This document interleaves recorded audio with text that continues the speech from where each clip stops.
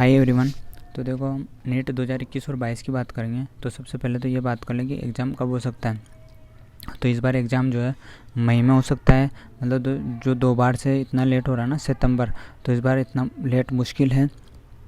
हो सकता है कि लास्ट जून या जुलाई तक चला जाए पर इससे ज़्यादा जाएगा नहीं। वैसे इस बार मई में बता रहे हैं, तो आपकी जो तैयारी होनी चाहिए, आपका जो सिलेबस कवर है वो पूरा मई तक कंप्लीट हो जाना चाहिए।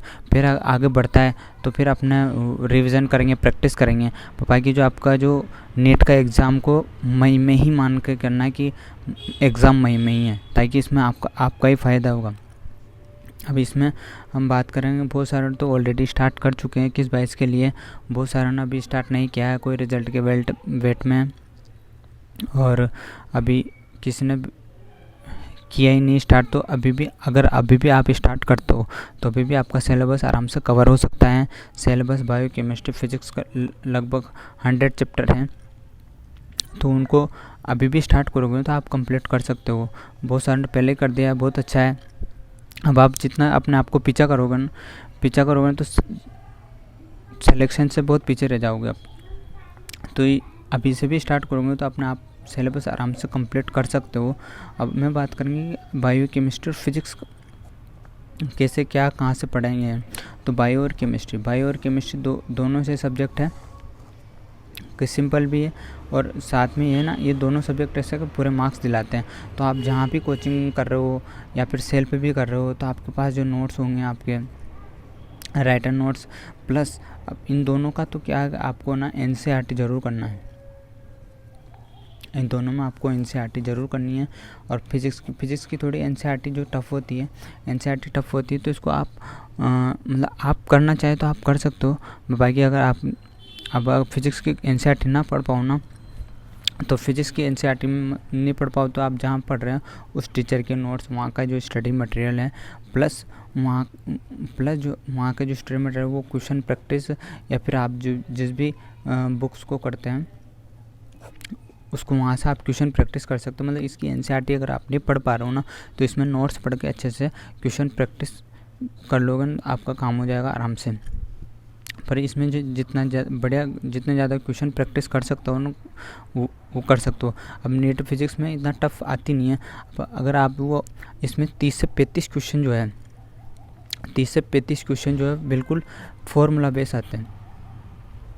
पर वो फॉर्मूला बेस भी क्वेश्चन आते हैं ना, तो आपकी अगर अच्छे से प्रैक्टिस होगी ना, तो ही आप इन फॉर्मूला बेस को मतलब उतना फास्ट कर पाओगे, क्योंकि वहाँ टाइम मैनेजमेंट तो है सबसे ज़्यादा। तो आप इनमें प्रैक्टिस करोगे ना, तभी आपके जो 30 से 35 जो क्वेश्चन जो फॉर्मूला बेस आते हैं बिल्कुल सिंपल, उनको आराम से आप जल्दी कर सकते हो। बाकी 2 से 5 क्वेश्चन इसमें टफ आते हैं, तो उनको भी अगर आप अच्छे से पढ़ोगे ना, हो ही जाएंगे। ऐसा बिल्कुल एक आध क्वेश्चन ऐसा आता होगा जो बहुत ही टफ आता होगा, बन ही नहीं रहा है। बाकी नेट का जो पेपर पूरा आपका पढ़ा हुआ ही आता है, सिंपल आता है।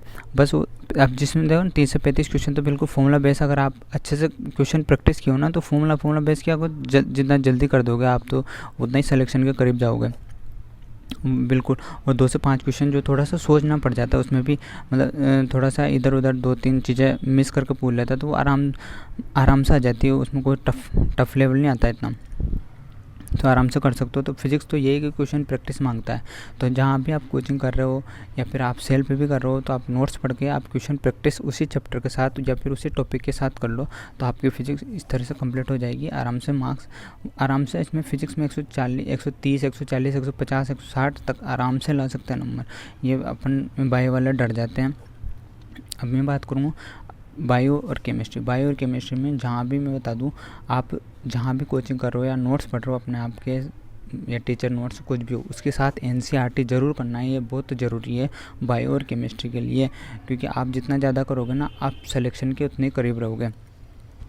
NCERT से ही बायो केमिस्ट्री में NCERT से डायरेक्ट पूछते हैं, तो आपके जो नोट्स के साथ NCERT ज़रूर कवर होनी चाहिए। अब NCERT कैसे, यार जो कोई टॉपिक पढ़ा दिया टीचर ने या फिर अपन ने पढ़ाया, तो उसके तुरंत लेके NCERT का पढ़ो ना, तो तुरंत कवर हो जाएगा। उसमें कोई यही नहीं, आराम से आ जाएगा NCERT। और लास्ट इसमें भी अभी इनमें भी है ना, क्वेश्चन प्रैक्टिस तो करनी है। बट अगर क्वेश्चन प्रैक्टिस में इसमें भी मेनली जो है फिज़िकल फिज़िकल में करनी होती है। अब ये बात करें बायो, इनऑर्गेनिक और ऑर्गेनिक, इसमें ना आप जितना हो सके ना उतना बार बार पढ़ो। ये पढ़ने पे ही आपकी जो बार बार रिवीजन करोगे ना तो उतना ज़्यादा आपको याद रहेगा। इसमें अपने आप क्वेश्चन बन जाते हैं, पर इसमें जितना ज़्यादा हो सके ना वो पढ़ो। ये और एनसीईआरटी इन तीनों की तो बिल्कुल कवर कर ही लो। बायो, इनऑर्गेनिक, ऑर्गेनिक, एनसीईआरटी बिल्कुल कवर कर लो। एक भी चैप्टर, इन दोनों में एक भी चैप्टर ऐसा नहीं होना चाहिए कि आप इनमें छोड़ रहे हो, मिस कर रहे हो। क्योंकि बायो और केमिस्ट्री में अगर आप अपने आप मतलब चैप्टर छोड़ रहे हो तो अपने आप को नुकसान दे रहे हो।